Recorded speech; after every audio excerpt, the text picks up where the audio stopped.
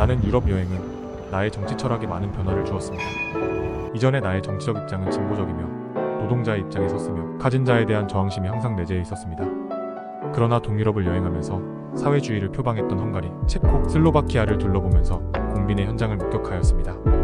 그러면서 나는 자본주의를 넘어 복지국가를 추구하되 가진 자들에게 기독교의 나눔의 정신을 심어주는 것만이 공부를 누릴 수 있다는 결론을 내리게 되었습니다. 그런 의미에서 마틴 루터 킹 목사님의 책 나에게 꿈이 있습니다. 는 나의 새롭게 정립된 철학에 의구심을 주고 나를 흔들리게 할 것 같은 기호에 선뜻 책을 읽고 싶지 않았습니다. 그러나 워낙 유명하고 지금의 미국의 최초 흑인 대통령 오바마를 만든 장본인이 바로 킹 목사님이라는 것을 알기에 기꺼이 선택했습니다. 읽어가면서 나는 이 책을 읽기를 참 잘했다고 생각했습니다. 특히 미국 흑인들이 얼마나 차별 대우를 받고 있으며 그들의 기본권을 찾는 일이 처절했는가를 이해하게 되었습니다. 특히 킹 목사님의 시대를 보는 관점과 대처해가는 기독교 정신에 감동이 되었습니다. 몇 가지 감동된 부분을 나누고 나에게 적용해 보고자 합니다. 가장 큰 감동의 부분을 두 가지로 나누면, 첫째는 시간의 신화를 믿어서는 안 된다는 말입니다. 둘째는 무저항, 피폭력이 더 강한 힘이다 라는 것입니다. 먼저 시간의 신화 또는 온건주의란 P19의 그들의 말처럼 만약 지금 온전하다는 것이 현명한 저항과 냉철한 분별력으로 전진해야 한다는 것을 의미한다면 온건주의는 모든 선한 뜻을 가진 사람들이 이러한 긴장된 변혁의 시기에 추구하지 않을 수 없는 위대한 미덕일 것입니다. 그러나 온건주의가 정의를 향한 전진을 서서히 하고 침체된 현상을 방조하는 사람들을 변화시키지 못하도록 하기 위한 수단이라면 온건주의를 모든 선한 뜻을 가진 사람들이 비난하지 않을 수 없는 비극적인 악일 것입니다.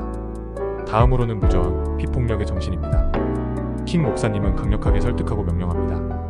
폭력을 행사하라고가 아니고 폭력의 비폭력으로 저항하라고 합니다.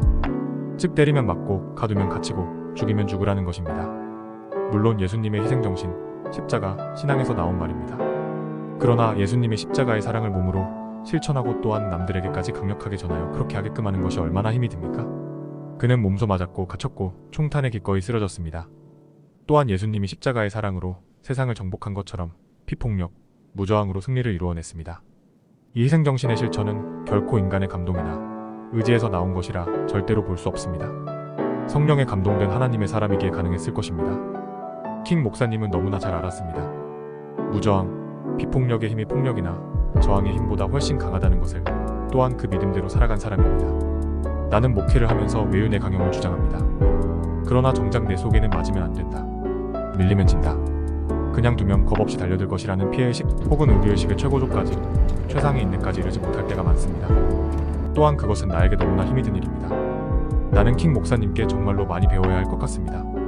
남에게 나의 강한 것을 보여주지 않으면 그 사람들이 모를 것이라고 생각합니다. 그러나 이제부터는 남에게 강한 것을 보여주려고 하기보다는 나를 강하게 만드는 것이 더 중요하다는 것을 알았습니다. 즉 킹 목사님처럼 피폭력의 강함의 확신, 나에게는 기도의 영성, 비전의 확신, 말씀의 능력, 경건함의 삶, 사랑의 인내, 성도들을 향한 넘치는 희생을 더 많이 담으려고 상고를 감당하기를 다짐해봅니다. 끝으로 우리나라에서 목사 혹은 신학자로서 사회운동을 한 문익환, 문동환, 함석헌 등등의 인사들에 대한 총신 출신의 목사로서 반감이 있었던 것을 회개합니다. 그들의 진정한 십자가, 정신을 생명을 걸고 실천한 것을 폄하한 것은 나의 중대한 죄악이라 생각됩니다. 킹 목사님의 삶을 보면서 그분들이 얼마나 훌륭한 분인지를 새삼 느끼며 내가 두려워서 겁쟁이라 못한 것을 인정하며 그분들을 존경합니다. 업적을 인정합니다.